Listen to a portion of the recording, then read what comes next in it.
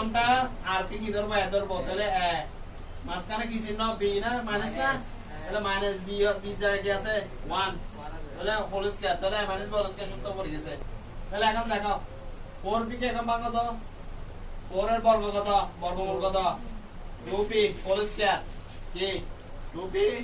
whole square আর এদিকে r 1 যেরকম আছে এরকম রাখি দিছি কেমন এখন দেখো এটাকে ধরো এটাকে কি ধরো b তাহলে a square minus b square এখন দেখো a square minus b square সূত্র আছে না একটা a square minus b square সূত্র কি বলো a plus b into a minus b তাহলে এটাকে a ধরো এটাকে কি যখন a বলবো তখন কি এটা আর যখন b বলবো তখন এটা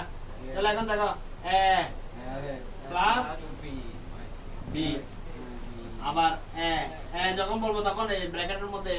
যা আছে তা লিখবো b যখন বলবো এই ব্র্যাকেটের মধ্যে যা আছে তা লিখবো তাহলে a প্লাস b আবার a মাইনাস b শেষ আনসার কেমন আচ্ছা এখানে একটা কাজ আছে সেটা হচ্ছে যে যখন মাইনাস থাকবে চিহ্ন চেঞ্জ হয়ে যাবে তাহলে প্লাস আর এটা কি গেছে মাইনাস 1 এটা কি যাবে প্লাস হয়ে যাবে শেষ আনসার কেমন তাহলে আনসার কি 2p plus r minus 1 2p minus r plus 1 শেষ ঠিক আছে